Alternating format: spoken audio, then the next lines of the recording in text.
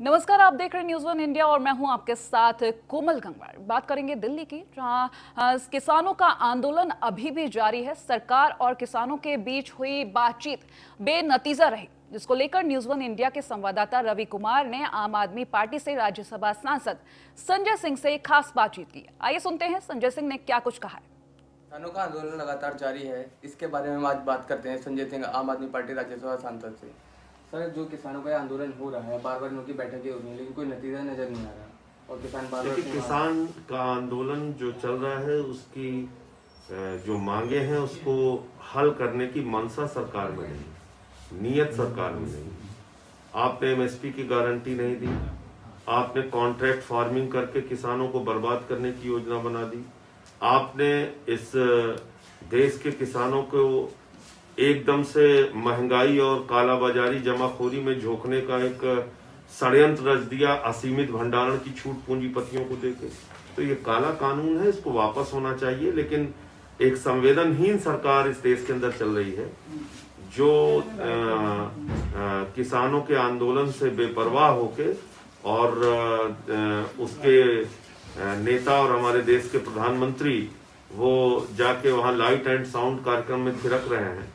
तो मुझे लगता है कि ये पूरा देश देख रहा है कि किस तरह से संवेदनहीनता के साथ ये सरकार किसानों के साथ पेश आ रही है। उनको आतंकवादी कह रही है, उनको देशद्रोही कह रही है।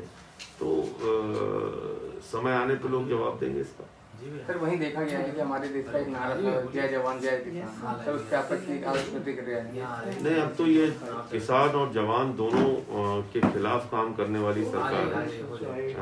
हर आंदोलन को ये लोग बदनाम करने का काम करते हैं। ऐसे आप बात करते हो पाकिस्तान से मिले हैं, चीन से मिले हैं, तो फिर तो तुम भी पाकिस्तान से मिले हुए। पाकिस्तान देश में अस्थिरता चाहता है, तुम भी अस्थिरता पैदा कर रहे हो। किसानों के मुद्दे का समाधान अगर नहीं कर रहे हो तो भारत की सरकार भी इसका मतलब पाकिस्तान के इशारे पे काम कर रही है। तो लगातार इसके लिए मीटिंग भी की जा रही है, लेकिन बार बार इनको मीटिंग तो नौटंकी है ना। मीटिंग में निकल क्या रहा है? मैंने तो पार्लियामेंट के अंदर इसका विरोध किया था, उसी दिन मैंने समझ लिया था इस काले कानून में कुछ नहीं है, जो कुछ भी बातें हैं किसानों के खिलाफ है, इसलिए मैंने विरोध किया था इसका।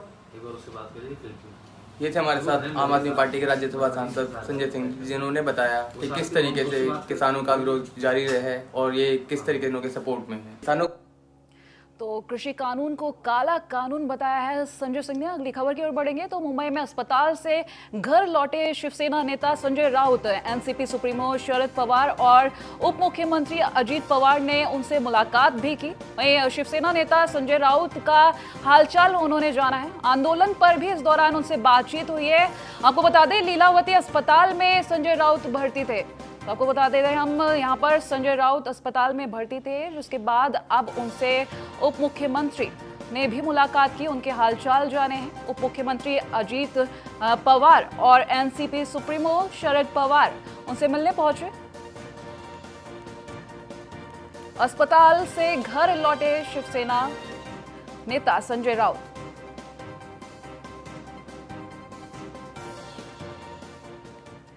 वहीं ग्वालियर में विरोध प्रदर्शन कर रहे युवाओं को गिरफ्तार किया गया। जी हां, किसानों के समर्थन में ये आंदोलन चल रहा था और ये युवा लगातार आंदोलन कर रहे थे, जिनको गिरफ्तार किया गया है। केंद्रीय मंत्री के घर के बाहर सिर मुंडवाने का कार्यक्रम था, जो कि इन्हें बीच में रोका गया। पुलिस ने गिरफ्तार कर लिया।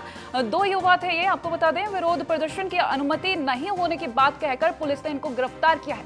अपने आप को किसान पुत्र बता रहे थे ये दोनों ही युवक। रविंद्र शर्मा, लेकिन मुझे यहाँ रविंद्र के नाम से ना जाना जाए, मुझे सिर्फ इस नाम से जाना जाए कि मैं किसान का बेटा हूँ। मेरे पिताजी खेतों में काम करते हैं, मेरे पिताजी खेतों में किसानी करते हैं। किसानी इस देश की सबसे बड़ी सभ्यता है जो मानव को चला रही है। मानवता के आधार पर मुझे विरोध करने का भी अधिकार है। आज क्या करने वाले थे आप लोग? मेरा सिर्फ, मैं भिंड से आ रहा था, मैंने वहाँ थाने में, मेरा नाम रविंद्र शर्मा। हमारे पास ऐसी कोई सूचना नहीं थी कि कहीं कोई कार्यक्रम करने की अनुमति ली है, और अचानक कोई आदमी खड़े होकर कानून व्यवस्था की स्थिति निर्मित करेगा तो निश्चित रूप से पुलिस को उसको अपने अभिरक्षा में लेने के लिए स्वतंत्र है। तो क्या इनके क्या नाम है, कहाँ के रहने वाले? मैं भी पूछताछ करता हूँ, ये तो लेके आए, देखता हूँ क्या उनका उद्देश्य है। करने वाले थे? नहीं, मेरे पास तो केवल इनका बैनर की सूचना आई थी पब्लिक से कि ये कोई बैनर लेके खड़े हुए हैं, और हमें लगा इनने कोई सूचना दी नहीं है और ना इनने कोई अनुमति ली है, लिहाजा इनको थाने लाकर हम इनसे पूछताछ करते हैं। बात करेंगे मंदसौर के, जहां कृषि कानून के विरोध में किसानों का प्रदर्शन गांधी चौराहे पर उग्र हो गया। बता दें, कई किसान संगठनों ने यहां पर धरना किया है और इनके द्वारा एक सांकेतिक फांसी लगाकर भी प्रदर्शन किया गया है। कृषि अध्यादेश के पत्र की प्रतियां भी जलाई गई हैं। कृषि कानून को वापस लेने को ये मांग कर रहे हैं। जो कृषि कानून है उसको काला कानून लगातार बताया जा रहा है। साथ ही साथ इस कानून को वापस लेने की मांग की जा रही है। लगातार कृषि कानून वापस नहीं लेने पर उग्र आंदोलन की चेतावनी भी दी जा रही है। तो हम आपको बता रहे हैं कि कृषि कानून को लेकर कितना ज्यादा आंदोलन लगातार बढ़ता जा रहा है। गांधी चौराहे पर यह प्रदर्शन किया गया है।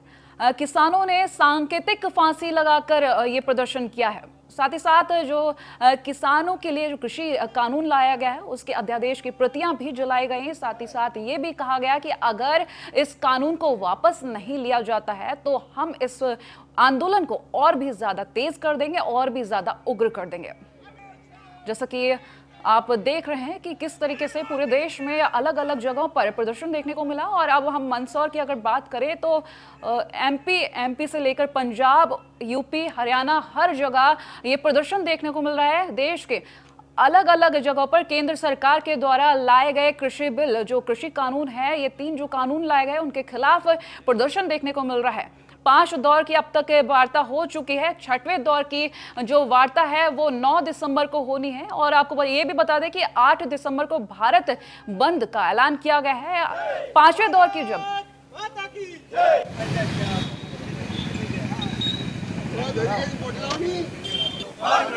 अभी तो ये अंगड़ाई है, आगे और लड़ाई है, अभी नहीं चलेगी, नहीं चलेगी, मोदी तेरे काले कानून। 5 दौर की बैठक हो चुकी है और 6वें दौर की जो बैठक है 9 दिसंबर को होनी है। उससे पहले आपको बता दें 5वें जब दौर की बैठक हुई थी तो ऐसी उम्मीद लगाई जा रही थी कि कोई निष्कर्ष निकलेगा, लेकिन निष्कर्ष नहीं निकला और किसानों ने उसी वक्त कहा था कि 8 दिसंबर को हम भारत बंद करेंगे। ये काला फंदा हमने इसलिए लटकाया है क्योंकि हम किसान हैं और जो 3 अध्यादेश आए हैं, ये 3 अध्यादेश इनके अंदर ऐसी काली शाही से ऐसी चीज़ें लिखी हुई है जो किसान के गले में स्वतः ही फंदा लग जाएगा और किसान अपने खेत में ही मर जाएगा। क्योंकि जो 3 अध्यादेश है उसमें सरकार कह रही है कि मंडी बंद नहीं होगी। अरे आप कह रहे हो कि कोई भी पैन कार्डधारी मंडी से बाहर खरीदी कर पाएगा, उसको टैक्स नहीं देना पड़ेगा। तो क्यों व्यापारी जो मंडी में जो व्यापारी खरीदी करते हैं वो टैक्स देकर मंडी में खरीदी करते हैं, तो क्या वो व्यापारी मंडी में टैक्स देकर खरीदी करेंगे? अगर वो भी मंडी से बाहर आकर खरीदी करेंगे तो स्वतः ही मंडियाँ बंद हो जाएगी, उसमें कबूतरें उड़ेगी। ये काला मंदसौर जिले का और उस पूरे भारत का जो है किसान लगातार एमएसपी को लेकर के लगातार कई सालों से जो है मांग करता चला आ रहा है कि किसानों को न्यूनतम समर्थन मूल्य दिया जावे। 2017 में मंदसौर जिले में एक बहुत ज़बरदस्त आंदोलन हुआ था, उसमें यही मांग की गई थी कि फल, सब्जी, दूध और अनाज का जो है समर्थन मूल्य मिले और लागत मूल्य के आधार पर किसानों को पैसा मिले। लेकिन इस मंदसौर जिले के 6 किसान शहीद हुए, लेकिन व्यवस्था जस की तस बनी हुई है, अभी तक कोई संशोधन नहीं हुआ है। उसी बात को लेकर के आज पूरे भारत देश में आग लगी हुई है और एमएसपी की बात को लेकर के जो है पूरा भारत देश आज जल रहा है। किसान जो है दर दर की ठोकरें खा रहा है। तो किसान लगातार प्रदर्शन कर रहे हैं। सांकेतिक फांसी लगाकर यह प्रदर्शन किया गया। अगली खबर की तरफ बढ़ेंगे तो ग्वालियर की बात कर लेते हैं। सिंध विहार कॉलोनी में सम्मान समारोह आयोजित किया गया, जहां ऊर्जा मंत्री प्रद्युम्न सिंह तोमर ने किया साहसी महिलाओं का सम्मान। बता दें, महिला के पैरों पर मंत्री ने अपना सिर रख दिया। मंत्री ने कहा कि मुझे आप पर गर्व है। मंत्री ने 11,000 रुपए देने की भी घोषणा की है। इस दौरान महिला का जो सम्मान किया गया है, उनके पैर पर अपना सिर रख दिया इस मंत्री ने। और बात करेंगे तो आगे की हथियारबंद बदमाशों से अकेले ही ये महिला भिड़ गई थी, जिस कारण इनको ये सम्मान मिला है। लूट के इरादे से इनके घर में घुसे महिला को मंत्री ने सम्मानित किया है। महिला अकेले ही हथियारबंद बदमाशों से भिड़ गई थी।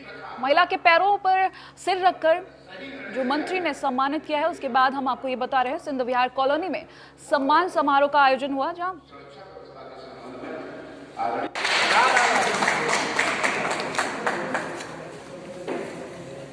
हमेशा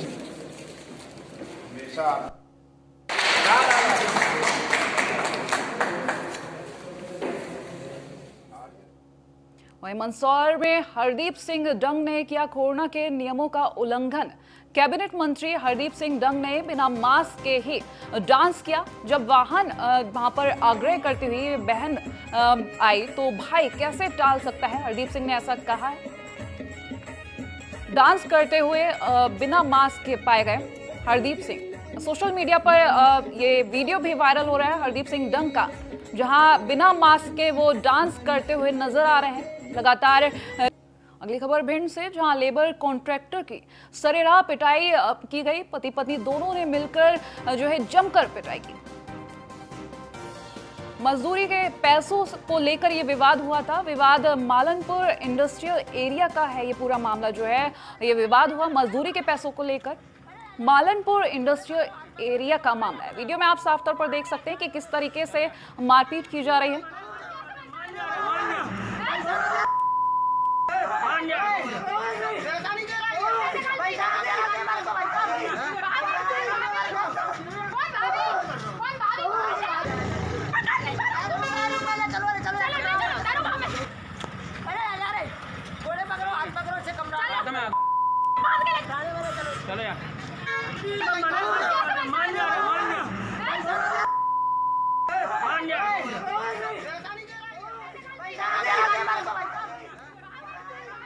और इसी पर चर्चा के लिए हमारे साथ भिंड से संवाददाता आनंद कुशवाहा जुड़ चुके हैं। आनंद, आपसे जानेंगे कि पूरा मामला, ये जो मारपीट है, वीडियो वायरल हो रहा है, इसके बारे में जानेंगे आपसे। जी बिल्कुल बता दें, लेबर कंडक्टर की सरेआम पिटाई का ये वीडियो वायरल हुआ है, जिसमें जूते चप्पलों से पति पत्नी दोनों मिलकर एक लेबर कंडक्टर को पिटाई कर रहे हैं। वहीं मजदूरी के पैसे को लेकर ये कंडक्टर की पिटाई हुई है। फिलहाल इस पूरे मामले में पुलिस ने मामला संज्ञान में लेकर मामला दर्ज किया है। जी, मामला दर्ज हो गया है, कार्रवाई की जा रही है। लेकिन जिस तरीके से वीडियो में हम साफ तौर पर देख रहे हैं कि किस तरीके से मारपीट की जा रही है और इंडस्ट्रियल एरिया का क्या कोई कारण, जिस तरीके से मजदूरी के जो रुपए हैं उसको लेकर जो मामला आगे बढ़ा है, इस पर क्या और अपडेट है? जी बिल्कुल, ये मामला पूरा मजदूरी का है। जो कि दोनों लोग मारपीट कर रहे हैं वो मजदूर थे, मजदूर बताए जा रहे हैं। पुलिस के द्वारा मिली जानकारी पुलिस ने बताया है कि ये मजदूरी का जो मामला है और मजदूरी के रुपए ना देने के लेकर ये झगड़ा हुआ था। चलिए, बहुत बहुत धन्यवाद तमाम जानकारियों के लिए आनंद।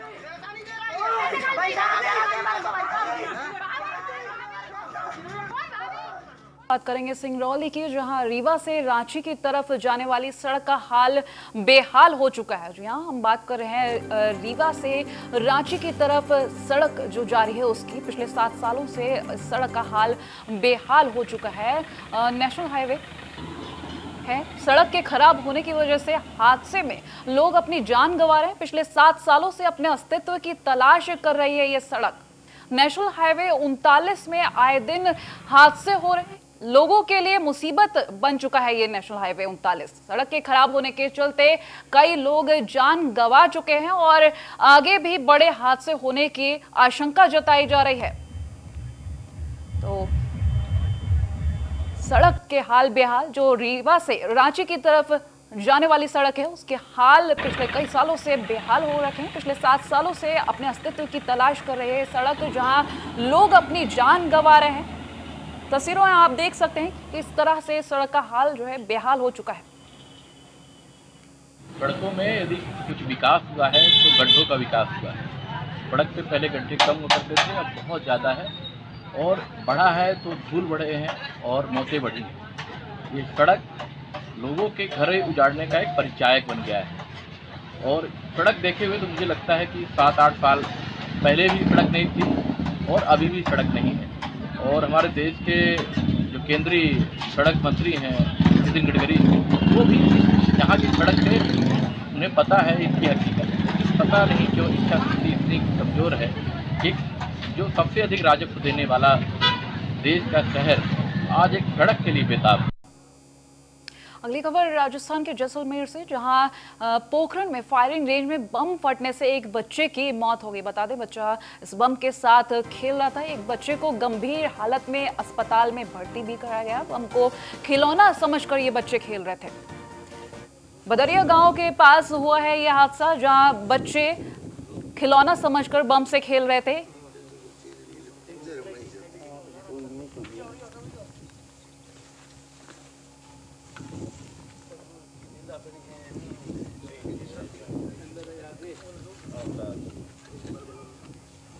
राजस्थान के जैसलमेर में पोखरण फायरिंग रेंज में बम फटने से बच्चे की मौत हुई है।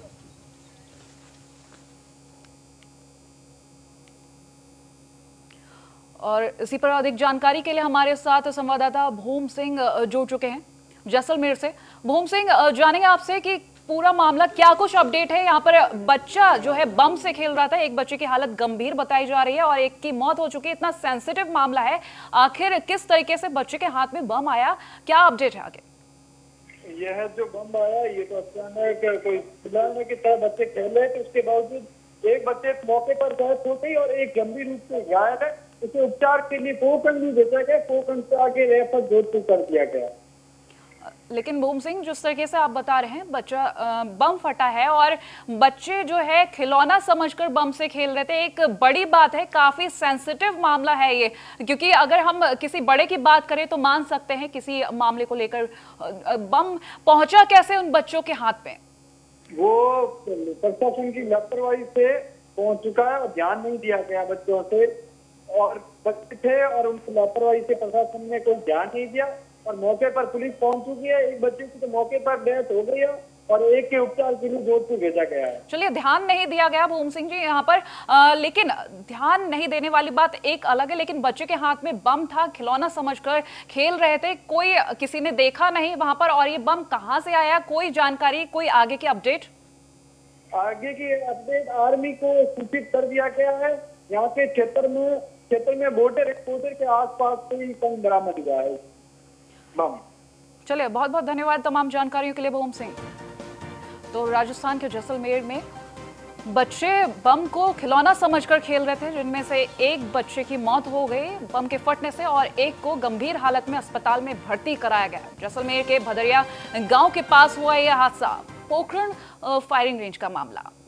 अगली खबर की बात करेंगे तो मंदसौर में बाबा साहेब भीमराव अंबेडकर का 65वां परिनिर्वाण दिवस मनाया गया। अंबेडकर चौराहे पर डॉक्टर अंबेडकर की प्रतिमा पर माल्यार्पण भी किया गया। विभिन्न सामाजिक और राजनीतिक संगठनों के लोग वहां पर मौजूद रहे। इस दौरान बाबा साहेब का स्मरण कर उनके सपनों को साकार करने का संकल्प भी लिया गया है। तो मंदसौर से हम आपको खबर बता रहे हैं, बाबा साहेब भीमराव अंबेडकर की प्रतिमा पर माल्यार्पण किया गया। डॉक्टर अंबेडकर की जो प्रतिमा है, माल्यार्पण कर वहां पर कई सामाजिक और राजनीतिक संगठनों का मौजूदगी देखी गई और संकल्प भी लिया गया इस दौरान।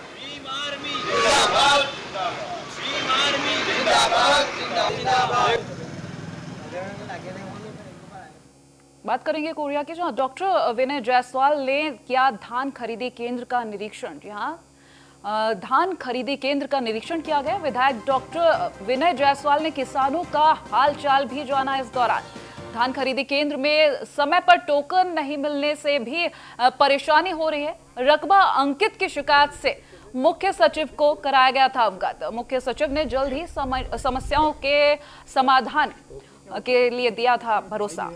पिछले बार जाके वो अपना पंजीयन कराता था, अपने जैसे उसको 4 एकड़ के थे। देखिए, कुछ विसंगति जरूर है जो टेक्निकल प्रॉब्लम है, लेकिन वो टेक्निकल प्रॉब्लम सॉर्ट आउट हो जाएगा। जो सॉफ्टवेयर में कुछ जो सामूहिक खाते के जो दूसरे हितग्राही की का बात आ रहा है कि उनको उनका रकबा जो शून्य दिखा रहा है, उसके लिए भी मैंने बात की है। जो सचिव हैं कमलप्रीत जी, उनसे भी बात किया, कलेक्टर साहब से बात किया, यहाँ के जो डीएमओ हैं उनसे बात किया, उसका निराकरण अभी हो जाएगा। देखिए, कुछ विसंगति जरूर। वही राजनांदगांव में अनिश्चितकाल धरने पर बैठे किसान केंद्र सरकार की तरफ से लागू किए गए बिल के विरोध में ये प्रदर्शन चल रहा है। कलेक्ट्रेट कार्यालय के सामने धरना दिया जा रहा है। बता दें, देश में अलग अलग हिस्सों में ये प्रदर्शन देखने को मिल रहा है। केंद्र सरकार के जो कृषि बिलों को वापस लेने की लगातार मांग की जा रही है। इस नए कानून को काला कानून बोला जा रहा है। जमाखोरी और काला बाजारी को बढ़ावा मिलेगा, ऐसा किसानों का कहना है। इस नए कानून को काला कानून बताकर पूंजीपतियों को फायदा होगा, ऐसा कहा जा रहा है। साफ तौर पर किसान कह रहे हैं कि नए कानून से जमाखोरी और काला बाजारी को बढ़ावा मिलेगा। किसानों ने मांग भी की है कि इस कानून को वापस लिया जाए, तो किसानों ने मांग पूरी नहीं होने पर उग्र आंदोलन की चेतावनी भी दी है। बता दें 8 दिसंबर को भारत बंद का जो ऐलान किया गया है, उसके पहले 5 दौर की वार्ता हो चुकी है सरकार और किसानों के बीच, जिसका कोई भी निष्कर्ष नहीं निकला, जिसके बाद अब 9 दिसंबर की तारीख का ऐलान किया गया।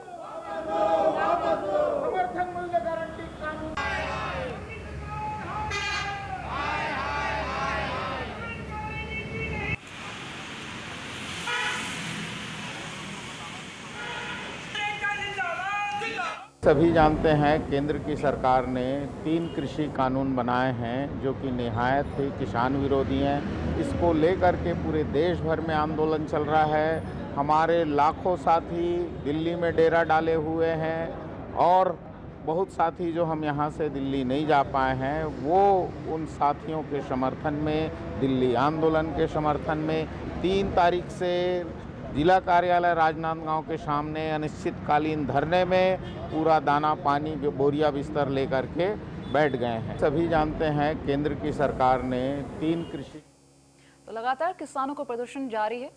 अगली खबर की तरफ बढ़ेंगे तो जिंदगी के 12 साल गुमनामी में गुजारने के बाद एक शख्स को खुद की पहचान याद आई और वो अपने घर परिवार से मिलने गया। रायपुर का रहने वाला जितेंद्र नाग विक्षिप्त अवस्था में 12 साल पहले घर से बिना किसी को बताए कहीं निकल गया था। इतने सालों तक वो कहाँ रहा, किसी को पता नहीं चला। बता दें परिजनों ने भी जितेंद्र की खूब तलाश की थी, आखिर कि वो थक हार कर चुप भी बैठ गए, लेकिन शुक्रवार को वो अपने बेटे से करीब 12 साल बाद मिले। दरअसल राजनांदगांव जिले के खैरागढ़ की सड़कों पर गंदे कपड़ों और बड़े हुए बालों वाले विक्षिप्त युवक पर खैरागढ़ तालुका जिला विधिक सेवा प्राधिकरण के पैराली गर्ल वॉलंटियर गोकुल दास और मोर ध्वज की नजर पड़ी, जहां वो कचरे में पड़ा खराब खाना खा रहा था, जिसके बाद दोनों वॉलंटियर उसे अस्पताल लेकर गए। ये खबर हम आपको राजनांदगांव से बता रहे हैं, जहां एक विक्षिप्त अवस्था में युवक मिला, 12 साल बाद अपने परिवार से मिला। पूरा चेंज करवाए थे तो अभी और चेंज हुआ है। इस युवक पर खैरागढ़ तालुका जिला विधिक सेवा प्राधिकरण के पैरालीगल वॉलंटियर गोकुल दास और मोर ध्वज की नजर पड़ी थी, जहां ये युवक कचरे में पड़ा खाना खा रहा था। देखिए, आप सभी पहले से भी विदित है कि जिला विधिक सेवा प्राधिकरण बहुत लंबे समय से प्रयास कर रहा है कि राजनांदगांव में जिले में जो घुमंतु रूप से भ्रमित कर रहे हैं, जो मानसिक रूप से विक्षिप्त हैं, उनको रेस्क्यू करके उनको उपचार भी प्रदान किया जाए, क्योंकि कहीं ना कहीं वो भी हमारे भारत के नागरिक हैं और हमारा ये कर्तव्य हो जाता है एक संस्था के रूप में और भारत के नागरिक के रूप में कि हम सभी की रक्षा करें।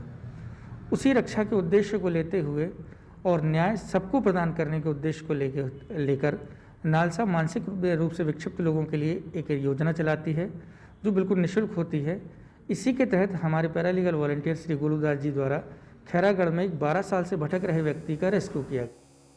तो युवक 12 साल बाद अपने परिजनों से मिला। इसी के साथ फिलहाल के लिए इतना ही। देश और दुनिया की तमाम बड़ी खबरों के लिए देखते रहिए न्यूज़ वन इंडिया।